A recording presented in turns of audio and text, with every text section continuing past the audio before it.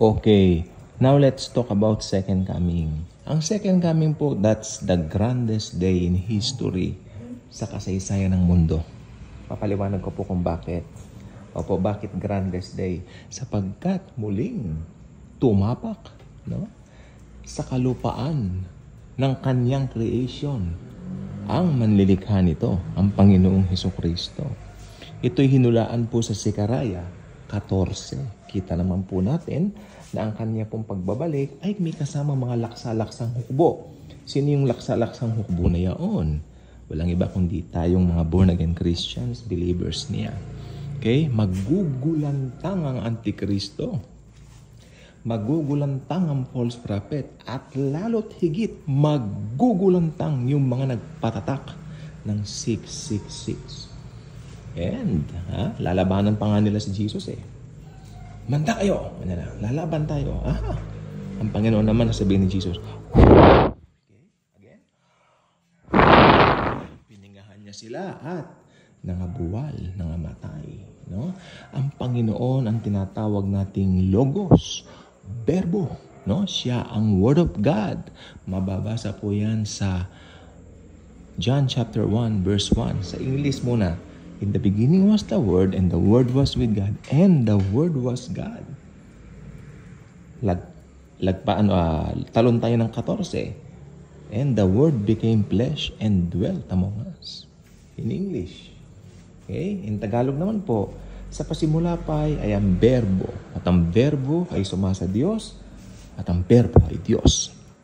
Naging tao ang Verbo, at nakipamayan sa atin. Sabi naman ng verse 14, ng 14. So ito po ang nagpapatunay na si Jesus ang Diyos na manlilikha, na lumikha ng buong sangkatauhan.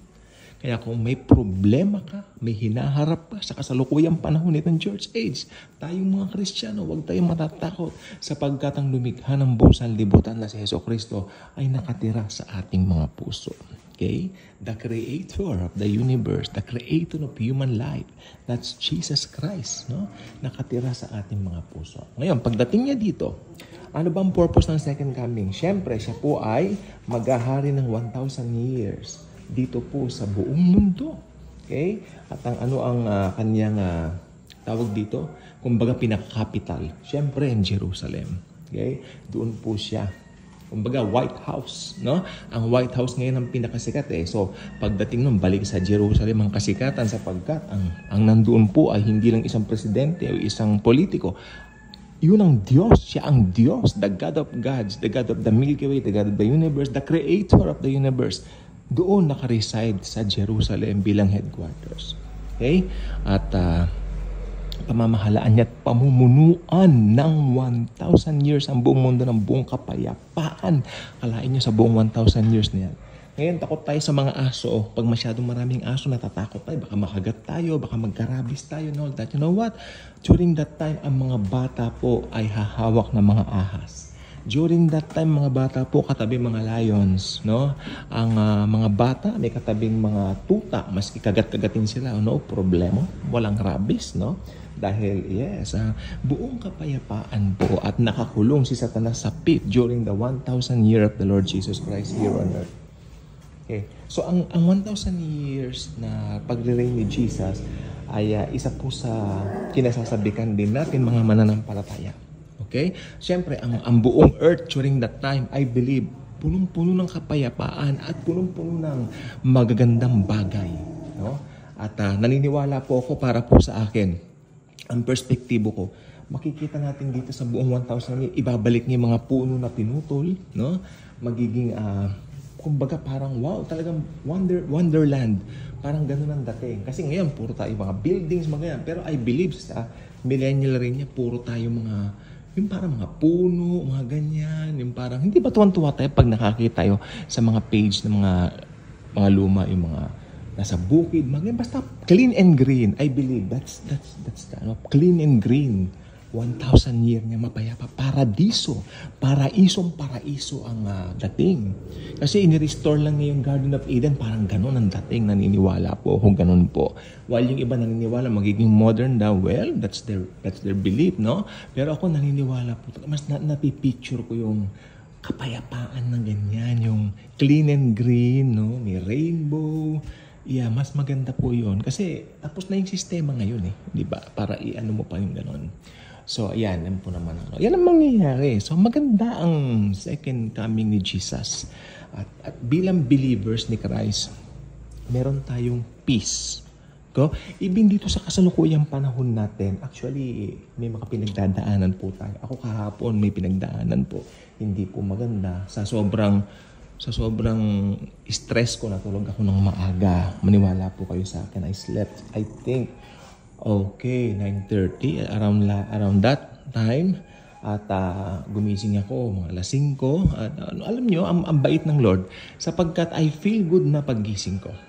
Okay? Meron akong isang tiyahin, parang auntie na rin namin, no?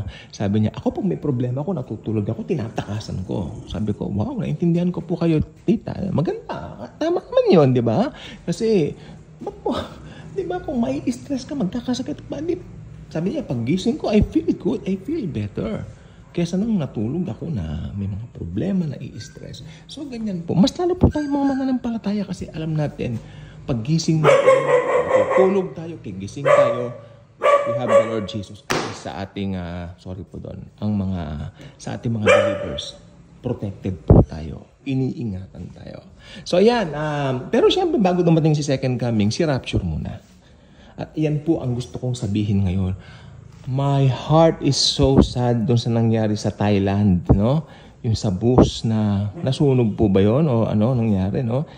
Ngayon ko lang hapon nakita eh. So, nalulungkot po ko. May teacher pa raw, kayakap yung estudyante. So, ang mga bata po ay walang kasalanan. So, I believe nasa paradise sila ngayon. Nandun na sila sa third heaven kasama si Jesus Christ. Mahal ni Jesus ang mga bata. Okay? So, yan. At yung Taal Volcano. Active po kasalukuyan while recording this. Nire-record ko po ito 7 o'clock ng gabi ngayon. Ang Taal active na sumasabog daw after 1 hour kanina, an hour ago. So, yan po mga nangyayari ngayon. Tapos, ito pang gusto ko sabihin, no? Alam niyo po ba, habang nagkakagulo sa Israel ngayon, dalawa po ang full moon yata o blood moon, whatever is that, no? Kaya ako naniniwala po ko rapture is approaching.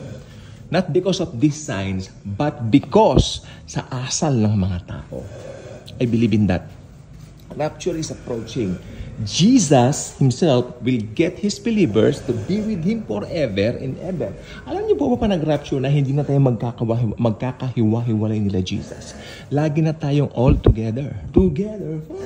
Ayaw ko sanong Rick Astley. Diba? Pero, siyempre, gusto kong kantayin si Rick Astley, pero baka ma-copyright claim tayo. Pero ganun na, together forever tayo. Ito yung doggy. So, yeah, I mean, that's very exciting. And anytime now, rapture na po. Tandaan po ninyo yan. Hindi po ako ang may sabi niyan. Ang Bible ang may sabi niyan. Okay? Again, may nangyari. Sumabog yung bus. Tapos yung Taal Volcano. Magulo po sa Israel. Hindi ba? I think yung Iran parang gumante. Hindi ba? Yun ang pinaka-latest. Tapos, ito nga po yung nangyayari ngayon sa mayroong blood moon na naman yata habang nangyayari yun. Ang dami pong nangyayari ngayon. Isip-isipin po ninyo yan. Diba?